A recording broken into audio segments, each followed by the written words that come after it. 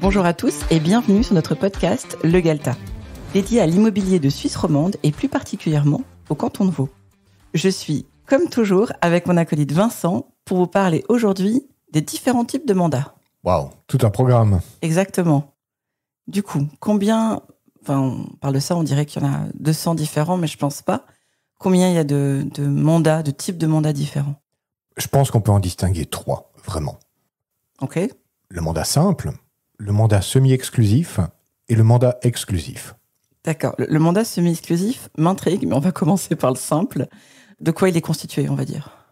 Le mandat, alors, tout type de mandat est une forme d'autorisation que donne le propriétaire vendeur de donner la mission à un courtier ou à une agence de défendre, de représenter ses intérêts pour la vente de sa maison ou de son appartement. Ça, c'est le principe général du mandat.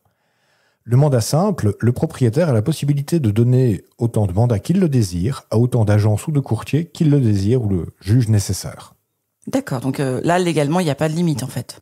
Exact. Fondamentalement, au niveau de la loi, c'est très simple. C'est la liberté contractuelle. Donc, tu prends un bout de papier, tu écris un contrat dessus, ça fait un mandat. D'accord. Ok, donc ça, c'est la version, on va dire, la plus libre. Alors, oui, ou en tout cas, qui semble représenter le moins de contraintes aux yeux du propriétaire-vendeur. D'accord. Et ensuite, on a le fameux semi-exclusif qui me fait beaucoup rire. Le mandat semi-exclusif, en fait, c'est que, au lieu de pouvoir donner autant de mandats qu'il le désire, le propriétaire donne un mandat à une agence ou un courtier, mais se réserve le droit de pouvoir vendre en direct par lui-même. D'accord, donc c'est là qu'il est semi-exclusif, parce qu'il n'y a pas d'autres agences sur le coup. C'est ça. Mais le propriétaire vendeur a la possibilité de réaliser la vente sans payer de commission s'il vend par lui-même. D'accord, donc ça reste effectivement un compromis plutôt intéressant. Oui, alors tout dépend du cas de figure, en vérité. Tout dépend du bien à vendre, du type de vente, des objectifs du propriétaire. Il y a beaucoup de paramètres à prendre en considération pour trouver la meilleure solution, en fait. Bien sûr, et du coup, il reste l'exclusif qui, je pense, c'est assez connu, mais on peut en reparler un petit peu. Oui, le mandat exclusif est tout aussi simple. C'est le propriétaire accorde sa confiance totale à une agence ou un courtier et confie la mission uniquement à cette agence ou ce courtier de défendre ses intérêts. Ok. Et maintenant, tu parlais à un moment donné, on va aller plus en détail sur les avantages et les inconvénients, mais à un moment donné, tu as dit c'est un bout de papier, entre guillemets, avec du texte qu'on signe. Est-ce que c'est forcément un bout de papier ou ça peut être aussi un accord verbal? Un accord verbal est tout à fait valable. Donc le Code des obligations est très clair par rapport à ça. À partir du moment où les deux parties se sont mis d'accord sur les éléments essentiels du contrat, que ce soit par écrit ou de façon verbale, le mandat est valable. D'accord. Donc, bon, comme d'habitude, j'imagine que c'est quand même conseillé d'avoir un accord écrit. Mais bien entendu, ça permet d'éviter les trous de mémoire, ça permet de savoir mais sur quoi on s'est mis d'accord. Une vente immobilière peut prendre plusieurs mois et parfois se souvenir de ce sur quoi on s'est mis d'accord 3 ou 4 mois en arrière, ça peut être problématique. Donc oui, les associations professionnelles préconisent le fait de mettre l'accord par écrit. D'accord. Du coup, quels seraient les avantages du mandat simple ? Alors, ça dépend du point de vue que tu prends. Le propriétaire-vendeur va avoir l'impression que ça représente un avantage pour lui de pouvoir donner autant de mandats qu'il le désire à autant d'agences ou de courtiers qu'il le désire. C'est vrai que c'est une liberté de pouvoir travailler avec l'un ou avec l'autre sans devoir faire des grands travaux de recherche pour déterminer si c'est bien de travailler avec l'un ou l'autre. D'accord. Et du coup, les inconvénients, qu'est-ce que ça serait ? Mais en vérité, il y en a beaucoup. Un objet immobilier est unique. Et il n'y en a jamais deux, les mêmes. Même quand tu construis un immeuble avec 10 appartements qui seraient chacun de 4 pièces de 100 mètres carrés au même endroit, chaque appartement va avoir des caractéristiques légèrement différentes les unes des autres. Les finitions ont été faites au gré du preneur. Tu as un appartement orienté sud-ouest, tu en as un autre qui est orienté nord-est. Donc, ce ne sont pas les mêmes appartements. Or, quand tu donnes plusieurs mandats à plusieurs agences, ce caractère unique disparaît parce que plusieurs agences essayent de vendre le même produit. D'accord. Donc en fait, ça dévalorise, ça dévalue la valeur de l'objet. La valeur d'un objet immobilier, elle est surtout créée par sa rareté. Mhm. Et Quand le même objet est présenté 5 fois par 5 agences différentes, cette rareté, elle disparaît complètement. Et donc, ça fait que finalement, le propriétaire-vendeur va vendre moins cher que s'il avait confié la mission à une seule agence de vendre son objet. D'accord, parce que plus concrètement, au-delà de cette histoire de rareté, les acheteurs peuvent se diluer autour de plusieurs agences et du coup, c'est impossible de les mettre en concurrence quelque part. Exact. Selon moi, c'est le plus gros des avantages du mandat simple, voire même du mandat semi-exclusif. Le mandat exclusif permet de concentrer tous les potentiels acheteurs sur un même courtier ou une même agence qui a la possibilité de faire jouer la concurrence entre les différents acheteurs.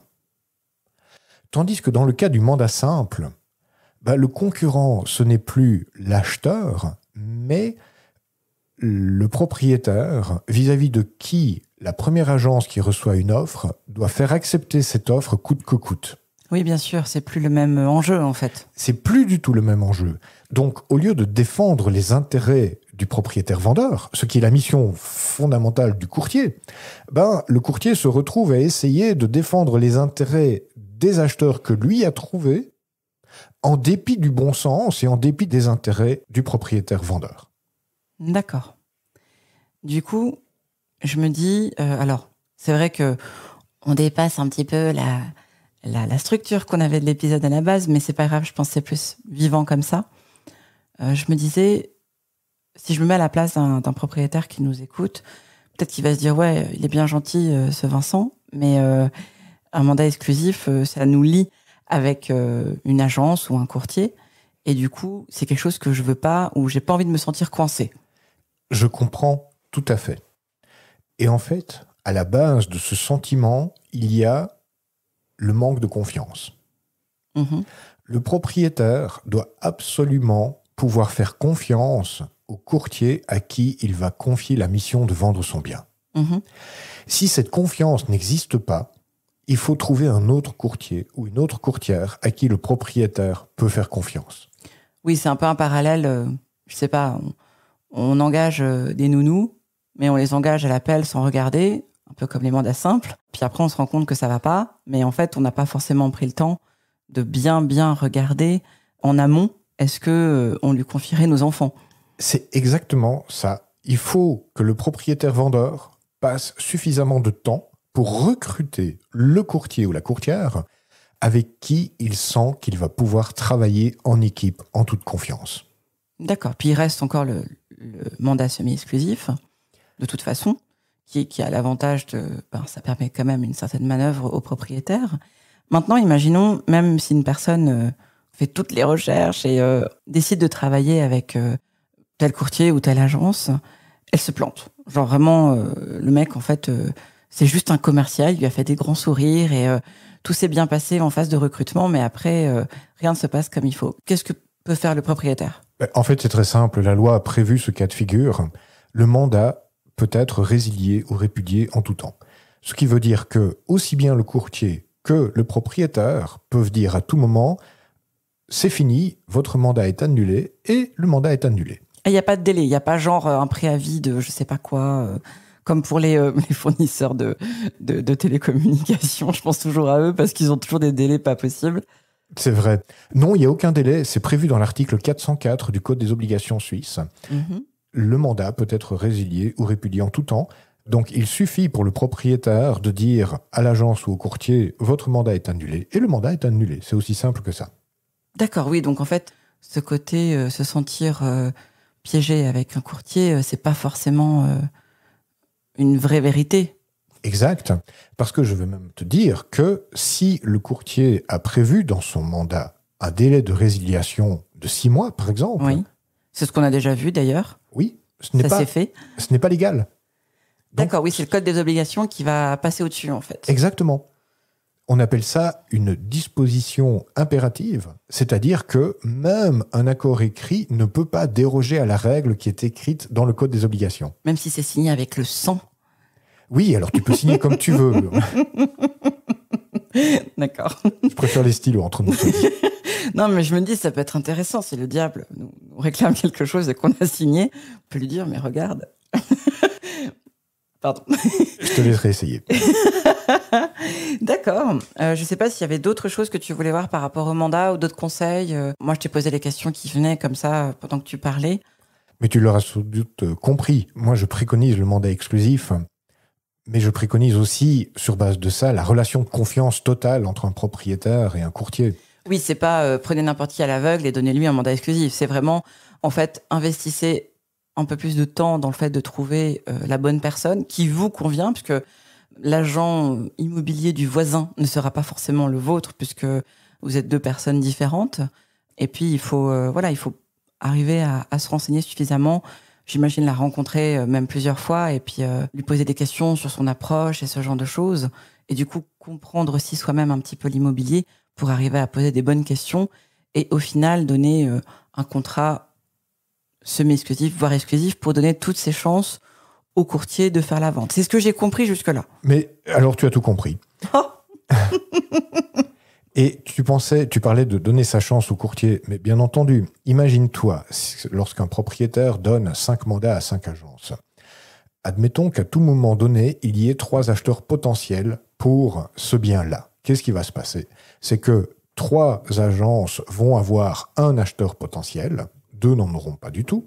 Et donc, de ces 3 agences, les acheteurs ne seront pas en concurrence les uns avec les autres. Mmh.